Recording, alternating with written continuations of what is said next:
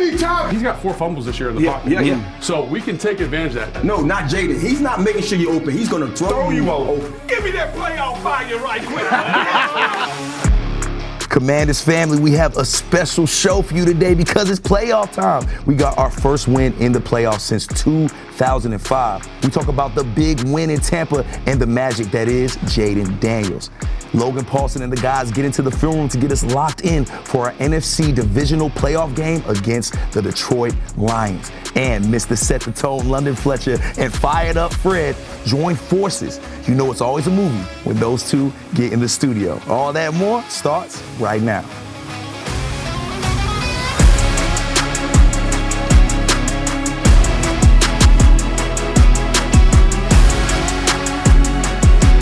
Before anything else, let's get right into your can't miss moment, presented by FanDuel. Make every moment more with FanDuel, an official partner of the Washington Commanders. Let's send it up to the broadcast booth. Snap good, hold down, kick on its way. It is good! The Cardiac Commanders are the Clutch Commanders. They do it again. We'll see you in Detroit.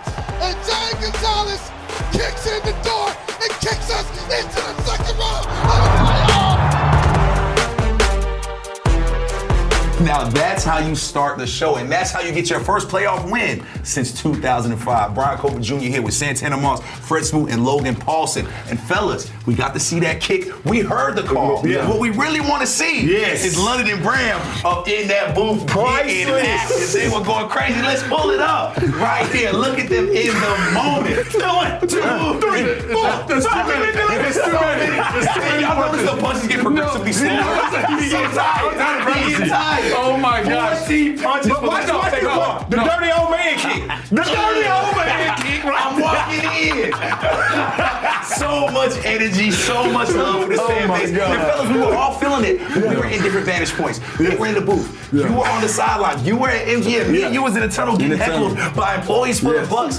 Fellas, take that to that vantage point. Go back to those moments. Logan, on that side. I know you loving this right here. Yeah, I mean, so I'm not this juiced about anything in my entire life. But I was on the sideline and you're kind of there and it's a little bit quiet, right? And he kicks it and it looks like it's going to the right. I'm like, oh my gosh, he missed it. And then doink right in. Check the official. It's up because you can't see it from where you're standing at the opposite end. So elated, the crowd goes crazy. You get that nice heat from the stage. It was fantastic, man. And the MGM was rocking. Because everybody already came pre-drunk in there.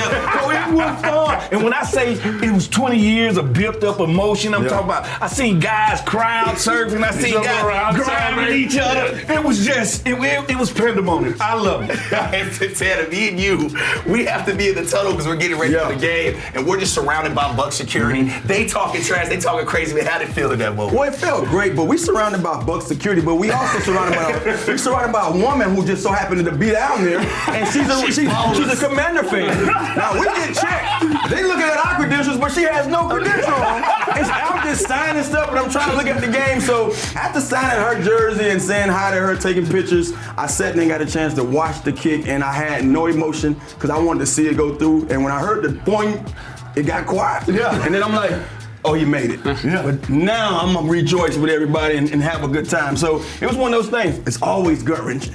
What a moment, and honestly, probably the best fan experience for that random lady that ended up hanging out with me, Tanner, and Beamish. But we did not get to that moment without the magic that is Jayden Daniels. And fellas, after that game, he got into some very, very good company. Let's check that out real quick. Time for your winning numbers presented by the Maryland Lottery. Please play responsibly. Now, fellas, Jayden Daniels is in some pretty good company here. He becomes the first quarterback since Peyton Manning to win a road playoff game and have 0 turnovers and 0 punts for the offense. Fellas, whenever you are with Peyton Manning, you are in some great company. Unbelievable about this kid. He's showing that he's special. He's beyond special. Like they said the first day we drafted, we got us one. And you see it, but to see it quantified like this, that's one of the best of all time. And have a statistic even when we're on the same list. Big deal. I mean, what a debut. Look at those numbers. They're very, very close in a much different league, but Jayden Daniels is still showing why he's the best rookie in this class. He is a rare competitor. So much of his success is unseen work. And I'm in early, he's already there. He'll be the first one in tomorrow, I'm certain of it. He's just that type of competitor, David, that he doesn't back off of it. He's very disciplined, and I think discipline is can be seen as a negative word, but in this instance, I'm talking like the focus and the discipline to stay at it. That's not easy to do, and he's got incredible commitment to it. He definitely affects the other players around us, and so he was the last guy to come in today, and it was cool to see everybody, pumped for him. Fellas, you heard head coach Dan Quinn about that poise that JD5 shows each and every game. I don't think we've seen a rookie with so much poise, but man, he has had some magical moments this season. They call us the cardiac commanders because, boy, our hearts be hurting during some of these games. However, a lot of that magic is because JD5 puts the team on his shoulders and makes plays. So right now, we are going to look at 5 of some of his most magical moments this season. It's time for Top 5, presented by UA Local 5 Plumbers, protecting the health of the nation's capital since 1890. Fellas, let's start out in Tampa. Jayden Daniels with some magic in his first playoff game. It's like Houdini out here, man. We got a little towel right there. I know, he took his time, but didn't take him. Not That's close the thing enough, about it. man. Playing snatch rag, man. That's all. And what's so important about this play right here is this is what secured that field goal that helped us win the game, fellas. Man, what a big moment for JD5. All eyes were on him, and he showed up in a huge way. And we're just used to it. He's making us used to him. He's just a baller. Yeah, it's just a baller. And he kept balling all season. Let's take it back to week 2. The New York Giants, his first time in Northwest. And again, he put us in position to score with this big play to Noah Brown. Dude, no nonsense. This is maybe my favorite throw of the year because it's the start of it. Yeah. It's the becoming, right? Yeah. Looking to the left, working back to the right, delivering an absolute strike, layered over the defender, man. This is a big-time play, and it kind of led into that Cincinnati. And I got to give Noah some props, man. Noah is running in this route. Took the words out of my mouth. Noah, man, was a great compliment for Terry and the things that he did earlier in this year. And it's great to see that he started that thing off, and now those other guys have basically, took over the torch. Yeah, fellas, the time matters. This is a 2-minute drill right here. This is a rookie quarterback in his second NFL game, first one at home, and makes a huge play like that. And honestly, this kind of set the tone for the rest of the season because we were going to see incredible plays like that nonstop. Let's take it to Cincy. Thursday Night Football. This is prime time right here. This is my favorite. This is my favorite. This was the coming out party to show the world, hey, I am JD5. Y'all might need to look over here and see what we're doing. What a play, man. What a catch. Huge play. And then, of course, Terry McLaurin deserves love. I mean, we've seen so many spectacular catches That from this was guy. Terry come out party too this season because at that point we were saying we need to get him more involved. And man, we needed such a big play. Now, it don't matter until you can beat the Philadelphia Eagles. And Jayden showed up big at the end against the Philadelphia Eagles. Man. Connected here with Jamison Crowder. Fellas, remember, Jamison Crowder, he had been injured all season. This was his first game back, put up 2 touchdowns. Well, welcome back. Welcome back. Dude, look at this. So we're getting a high low on the right there. Great ball, man. Attacking the grass. Perfect ball. If he throws that a second early, gosh. it's an incompletion. If he throws this a second late, it's an incompletion. Perfect ball, perfect catch, perfect route. I love it. And fellas, to no surprise, our last play of this is that overtime touchdown pass against Atlanta to Zach Ertz. We've seen this all training camp, him going to Zach Ertz in the red zone. We've seen it a lot this season too. You were saying something about this linebacker though, Tanner. Yeah, but I mean, it's one of those things. You get young quarterbacks that will hold that ball a little bit to make sure he's open. No, not Jayden. He's not making sure you're open. He's going to throw you open. Man, it's been so great to see this magic. It's been even more fun to see this magic in the playoffs. Let's take a look at the NFL playoff picture, where it stands right now. You see the Houston Texans will be taking on the Kansas City Chiefs. You already know we got the Detroit Lions out in Detroit. It'll be the Rams versus Philly. Fellas, the Rams getting it done on Monday Night Football. And then, of course, the Baltimore Ravens versus Buffalo Guys, Bills. could y'all believe this? It's 8 teams left in the tournament. And we won them. That's crazy. I love that we're just the one that's highlighted, we're colored out because the Commanders, all eyes are on us. So that is so perfect. Cannot wait for some Saturday Night Football. The number 1 seed in the NFC, the Detroit Lions, await the Commanders for the matchup at Ford Field. The Lions earned the top seed in the conference by going 15-2 this season. They boast a high-powered offense that will present a challenge for Joe Witt Jr. and the Commanders' defense. They also have a stout defense that should be a good matchup for JD5 and our offense. Here's head coach Dan Quinn on this matchup. No different from our end, and just in terms of the what ifs, you don't go there. They've got a huge playbook. So for us to, draw some stuff up in the dirt and say this might happen, like no way, no can do. And so there's plenty of stuff that they have that we've got to really be rock solid and ready. Like run game's excellent. The play back pass that goes off of that is excellent. So the matchups that we have to dig into. So more than anything, our consistency does come down to us. It's that communication to go, and communication is big. All the shifts and motions they have, the crowd noise. It's an absolutely fantastic, place that'll be lit. And so those are the things that we have to put our time and attention on, the things that we can control. Yeah, good defense. They get their hands on the ball, obviously, with Kirby and I'll call him BB, but Brian Branch. Obviously, up front, what they could do, create pressure, play some man coverage because they trust their guys on the outside.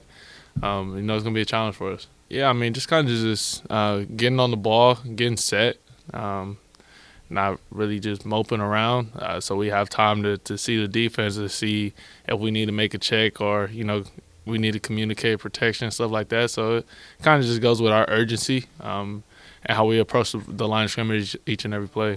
Now let's take a look at the way these two teams stack up before our divisional round game. You see, the numbers are almost identical, but I want you to look at those passing yards allowed by Detroit's defense. Hopefully, Jayden Daniels, Terry McLaurin, and company can take advantage of that. Going to be a very exciting game this Saturday night. Time for Securing the W, presented by Hercules Fence. Security in every job. Fred, I'm going to start with you this time. How do we secure the win against the Detroit Lions? We'll be out in Detroit, baby. Well, first of all, we got to stop a high-powered offense. We got to stop an offense that's led by Jared Goff, St. Brown. They got a player in every position, tight end, running back. It's going to be a tall task, but you got to play some bend but don't break defense. The one thing about them, they're going to get their yards. That don't mean they need to get their points. And this is going to be the big difference when it comes to Coach Witt. Can we bend but don't break? Can we make them kick field goals instead of touchdowns?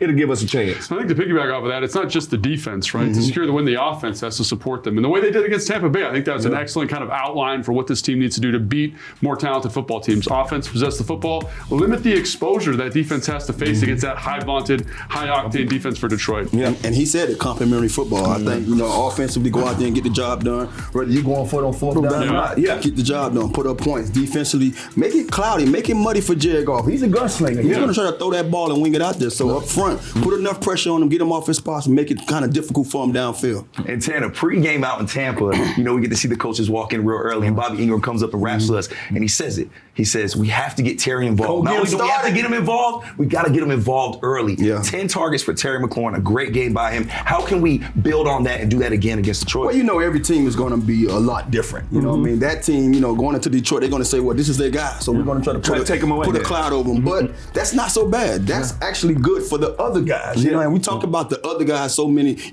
times this year that now you have the De'Ami Browns. Now you have, the other guys like, OZ and those guys. They can step up. So still go with that game plan. Go out there and try to attack them in a certain way to say, we got to get Terry involved early and often and see how they play to him. If they try to stop him, everybody else, those holes going to be open for everybody else. And I was about to say, man, if they're going to play cloud coverage or playing light boxes, let B-Rob get going. Week in and week out, right? This is a great opportunity. If they're going to give him that kind of respect, which he deserves, right? He's had a great couple of weeks of football. Like, let's get after it. Let's get the ball downhill and be aggressive with that. And Logan, so I got to ask you, how do we get that running game going? It seemed as if, we struggled to get B-Rob going against Tampa Bay. Granted, Tampa Bay's defense is really, really good. How do we find success in the run game? So I think all you got to do is watch the Buffalo Bills game this year. And they do a lot of stuff that the Commanders do. They get in sub-personnel, so 11 personnel. They pull the guard. They do an excellent job of that. And I think you just look at kind of the philosophy of Detroit. Detroit's not Tampa Bay. Tampa Bay, in their DNA, they want to stop the run. I think Detroit understands, hey, our offense is really good. Let's play bend but don't break. It's okay if you run the football. And if they're going to be okay with that, let's run the football, man. Let's get after them. Let's get downhill. Let's attack what they're giving us until they say they got to take it away. Then let's hit an explosive play to Terry McLaurin. I'm going to say, and plus that run game, it keeps that high-octane offense looking at the ball. And the one thing we had that really worked in our favor when it came to Tampa is, look at the play count. We went over 70 plays. They ran around 40 plays. That means they're not on the field to do what they do best, and that's put up points. And Freddie, talk about those offensive weapons. And when you look at that Tampa game, our secondary, they got tested early. Man. They went right at them. And like you said, they bent, but they did not break. How can they do that against a guy like St. Brown and company? St. Brown had 193 yards in his last game. Well, it's one of those things. We're going to have to sit them down as a group. This will not be a one-on-one battle. Everybody tried to make this an Evans, Marshawn Lattimore battle. But we got to stop them as a group. And we got to understand that we can't let anybody get behind us, but we also got to understand they're going to make some plays. And what we got to do is we got to tackle well, and we got to make sure once we get into that red zone, we control that red zone. That red zone is dominated by us. Preach, Fred. I mean, that's exactly. I mean, that's exactly right. Got to tackle, play good defense, no explosive plays. I was right. And you're always right, man. Always right. Coming from Logan, why are you being so nice to Fred? It must be that playoff atmosphere. And Tanner, I'm gonna go to you because Detroit's running game. They have a two-headed monster, much like ourselves. Gibbs, Montgomery. How can we slow those guys down? Yes, Montgomery's dealing with some injury trouble. However, they can get us both in the rushing attack and the passing attack. Well, you said the key word: slow them down. Because you got Jahmyr Gibbs. It's hard to slow down. That's Sonic himself. But I think what stands out to me is being gap discipline. You can't get out your lanes, man. I know our D linemen love getting after the ball, love sacking the quarterback, but this is not the game for that. You want to make sure that you stay disciplined and sound in your gap. Control that. If you allow Bobby to roam and be Bobby, he's a tackling machine. He's gonna make sure you put hands on the guys. Even if he don't break them down, he's slowing them down. And now everybody else ready to the football. So those guys, especially these two guys here, Montgomery is a hell of a runner. Sonic the Hedgehog himself is one of the fastest runners. Be disciplined up front. Let your linebackers attack and eat. Trench warfare, man. This is what this game about. If you want to know the best group that Detroit has, it's that offensive line. So if you're going to stop that running game, it has everything to do with that trench warfare. So the John Allens of the world, the Deron Paynes of the world, the Fowlers of the world, this is going to be a 4-quarter fight. And Logan, back to the offense real quick, because I think we all were waiting to see what Jayden Daniels would do in the playoffs. He looked incredible. How can he build on that in his second game against Detroit? I mean, every week he's built on its own, right? I think that's the thing about him is every single week he finds a way to improve, right? Like I think about from week 1 to week 18, like his ability to scramble, get out of the pocket, but remain a passer, right? His quick game stuff that he did against Tampa Bay was excellent. The ability to find Terry on an explosive play. All that stuff, he's just like a computer, man. He just learns, inputs, and then executes.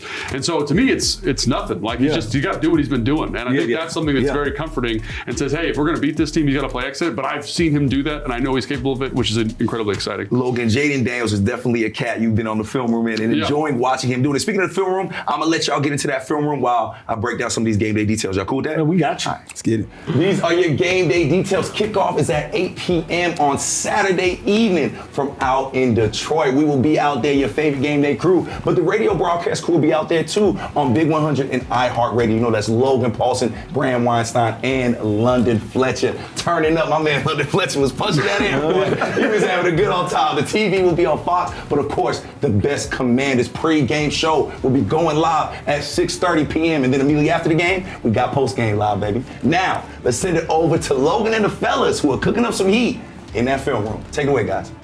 Brian, thanks so much. All right, guys, in the film, we're going to talk a lot about Detroit today, right? And what they do well and kind of what makes them special. And I think a lot of fans maybe don't have a lot of exposure to them, but we're going to give it to them here. So first thing that comes to mind is they run the ball. Exotic smash mouth is the word that Campbell uses to describe it. So first off, look at this split, Fred. What are you thinking there? The unorthodox. Like if I'm on defense right there, I'm like, all right, screen alert, like some trick play alert. Something's up here, right? But basically what they're going to do is they're going to have this guy block out. This guy's going to check the inside shoulder, work up here and there. And we've created a natural running lane just by spacing, right? So great job by them. You see how it plays out? Look at this hole here, right? Look at this gap that's created by that just because of alignment. Second thing is this dude, Tana, Sewell.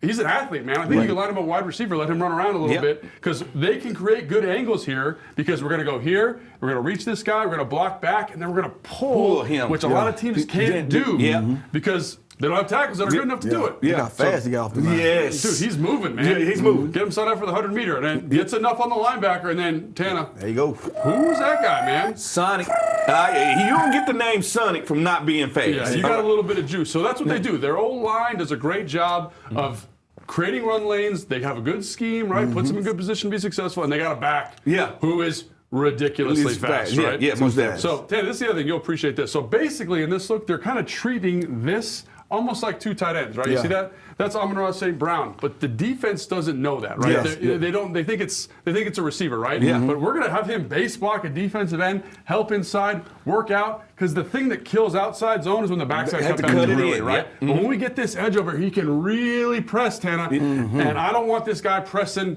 anything. Nobody. Yeah. Because he's got some juice now. He's got some gas. So first off, great job by the offensive line. Great reach job right here, boom, boom, and then watch this double team. Yeah. Watch them move this dude off the spot, create a lot of air in here. And there go that lane. I mean, right what there. scares you is just the patience alone by Yeah. Gibbs, and then, the rest is history. Yeah, when you got your offensive lineman 2-3 yards down the field into the teeth of the defense, that is a successful run no matter who's running the ball. Yeah, and so I always judge a successful run, Fred, by what you're talking about, line of scrimmage. But if your unblocked post player has to make a tackle in space, you messed up somewhere along the line. Yeah. And they messed up right here. And this guy, again, he's got the juice. So O-line, fast running back, that's part of it, right? Great scheme. What does that allow you to do from a passing game standpoint, right, Tanner? Like, all of a sudden now we've got a cover 3 look. We got a guy down in the box. We got this guy here. They're kind of rocking and rolling. Get down in the box. We need more people down here to stop the run. Yep. They're like, cool. Well, we like that. We're gonna run a play action pass. It's the Hawaiian punch. And we used to run this play with Kyle right here across. Aldrich Robinson on the post over top. And that is usually a true clear out route. Yeah. But with the speed of Williams, they say that ain't a clear out route. We're going to throw this post over the head of a free safety. Yeah, and Tanner, so talk to me a couple things here. One, great job by Amon-Ra St. Brown. You see his kind of nuance here, getting this open. And then, Tanner, you're fast. Yeah, This dude looks like he's walking. That's warp speed right there. I mean, that's the guy that say, I'm gonna take a stroll in the park. And it's so rare to see a ball over the top of a free safety. Yes. And they just know, man, he has that speed to kill, and that's just what it is right there. And we're going to walk that in. So that's something you got to negotiate. The run game, the play action pass, and then our guy, Golf, man, he is dealing, right? Yeah. It looks like cover 2 pre-snap, right, boys? Right Yeah, here, it got does. 2 safeties back here. Yep. They're going to roll to cover 1. Yep. His eyes on this are great. Roll down. He's going to check over here to the bottom, to the spot concept here. He says, I know what this is. I don't need to know. I'm just going to get the eyes over here so the safety works here. And then I'm going to rip back. And, I mean, this is a heck of a throw. Nice right seam there. route, seam Heck route. of a throw on the Yes, seam, it man. is. And so people watch this and say, man, we're probably in a little bit of trouble. And we are. We got a big challenge ahead of us. Every team is good right now. However, this dude, let's get a big circle on that guy right there. Yeah. He's played a good football, Tana, Yeah. but he's going to force the ball a little bit, right? He's so confident his guy's going to be open, he's going to force it. Yeah. So this is the same play we saw earlier, right? High cross, post. He's going to close his eyes and throw this post knowing that Jamison Williams over the top. That's his trust. Easiest interception I've ever seen in my life. Right? Yeah. Be where you're supposed to be, take it away, and you can make plays on him. He's got 12 interceptions this year, right? He's got 17 turnover-worthy plays. And then the offensive line, man, they don't like being in third and long. They're a good group, but you can confuse this group, man. They got all these people up at the line of scrimmage, right? Look at this. We got all these guys up here. Who's coming? Who's not? What are we going to do? And watch, they get a little mistake here, right? By 60, who is probably their worst offensive lineman. Let's take advantage of him, right? Get out. Inside move, off the edge, and then in the pocket, Fred, he's got 4 fumbles this year in the pocket. So we can take advantage of that. If we can get a turnover, play good complementary football, I think there's a shot. If we keep a ceiling on this offense, that we got a chance to win this game, and I can't wait to watch good competitive football, man. Playoff football, man. We're here. Can't wait. Now it's time for the best seat in the house, presented by SeatGeek, the most disruptive idea in ticketing, a ticket that works. Expect the expected. SeatGeek. Now, down to Big Fletch and Brian on the field. Welcoming in the captain, Big Fletch. We out here on the practice field. It's a little chilly, but you know what? I'm still worked up from seeing you in that booth with Bram to start the show. Do you know how many times you punched the air? I counted. It was 14. All right, we counted it was 14. it too. I should have punched 19 times for how long it had been since our previous, our last playoff victory. So it was just an emotional thing, and I didn't realize it at the moment. It's like, then I went back and I was like, dang, I punched it. You was certain. I want to make sure my man is finished. I'm going to finish it. Hey, listen, those are some haymakers there. My favorite part was you kicking that door down figuratively, man. What a moment. So before we go any further, man, let's talk about that moment and why that was so special. We all had different vantage points. Why was that moment so special for you being in that booth? Well, just because I'm a fan of this team, first and foremost. Obviously, an alumni, having played here. I bleed burgundy and gold. Even though I played for three teams, people ask me, hey, London, who do you cheer for? There's no conflict. I bleed burgundy and gold, so when those guys are out there doing what they're doing, I'm feeling it. I'm emotionally connected to it. I get a front row seat to be able to watch the team that I cheer from the booth. And I told Brian, man, can you believe they pay us to do this? I mean, we're having the times of our lives, man. And you felt for the city. I felt for the city, the fan base, for the organization, all the guys who've been here a long time through the ups and downs, the ebbs and flows. And for us to be experiencing this type of season, it's just overwhelming. London, man, we are having fun watching you, man. Y'all have been killing it in that booth, and we get another chance, another game. We are going to be out in Detroit taking on the Lions. Now, you've been to the Super Bowl. You've been in these division round games. What is the atmosphere? What is the mindset with these guys right now? Yes, it was a great win in Tampa. However, job's not finished. Yeah, job's not finished. And DQ, he's been in these type of environments. He's coached the Super Bowl team. He's won the Super Bowl as a defensive coordinator. So he knows what it's like. He knows how to get these guys ready. You got guys like Bobby Wagner, Zach Ertz, guys who've gone far in the playoffs. You got a couple guys, Andrew Wiley, Nick Allegretti. They played in the Super Bowl. So they can explain to the guys like, hey, yeah, that was a difficult environment we played in down in Tampa. But as you advance in the playoffs, especially as a road team, the intensity wraps up even more. This environment going into Detroit, the Lions Den, will be unlike any that we faced all season long. But to stick to the mantra that Dan Quinn says, anybody, anywhere, anytime, I feel great about them and their preparation. It's going to have to be on point. We're going to have to be able to silence their crowd, and hopefully we can get them silenced early. That way, take their crowd out of it and go and do our thing and move on to the NFC Championship game. Yeah, so you talk about that Lions Den. We are looking at Jayden Daniels warming up at practice right now. This will be his first time in that Lions Den. Last time he was in Detroit, he was getting drafted. We were calling his name as a number 2 draft pick, but now he gets a chance to continue to show improvement. What do you want to see from your rookie quarterback Saturday, London? Just continue to do what he's done. He doesn't have to go out and try to do too much. Just operate the offense the way he's been operating. He was magnificent in that game against the Tampa Bay Buccaneers. The thing about Jayden, he's played in hostile environments before. You play in the SEC, some of them stadiums that you go into on the road, whether it's down in Alabama or some of the other places that you go into, you know what it's like to go into kind of sort of the Lions Den hostile environment. He's ready for this. The moment won't be too big for him. He's definitely going to be ready to lead this team to a victory. Man, can't wait to see Jayden and the rest of these Commanders out in Detroit. Out here with Big Fletcher, the practice field. Fellas, back to y'all. I got to get out of this cold. Always great to hear from Big Fletch, but now let's take a look at the history between the Lions and the Washington Commanders. The Commanders have never lost a playoff game versus the Lions, going 3-0. This is the first meeting between these two teams in the playoffs since 1999. That was a wild card game. However, Detroit has won 6 of its last 7 meetings versus the Commanders, all coming in the regular season. Can't wait to see these two teams match up again. This Saturday night. We had to bring Big Fletch into the studio because, as y'all know, all season we've had Mr. Set the Tone and we've had Fired Up Fred. Well, we think since we've taken on the Detroit Lions, we need a little bit of both. So right now we're gonna have Fred Fired Up and London Set the Tone combined. Y'all take it away, fellas. We just here to watch. Give me that playoff fire right quick. Let's we go. going to Detroit, and we ain't coming for Detroit pizza. And we not coming to buy that Cadillac. We are coming to beat the Detroit Lions. Because you know what? We are a team of destiny. Oh, yeah. They are in the way of what we do. You're either in the way or on the way. And when you go into the Lions Den, you bring a lion candy. It's not just a mantra about anybody, anywhere, anytime. It's a way of life. And that's what we doing when we come to Detroit. I'm out of the way. And I'm still fired up. You gotta understand this. We are the team of destiny. And we got JD5, and he gonna use the force in Detroit. Don't you understand what I'm talking about, baby? Move out the way. Move. It's on. The Washington Commanders are coming to town. The tone has been set. Fred fired up. We ready. We're coming. Detroit, get ready. Watch out.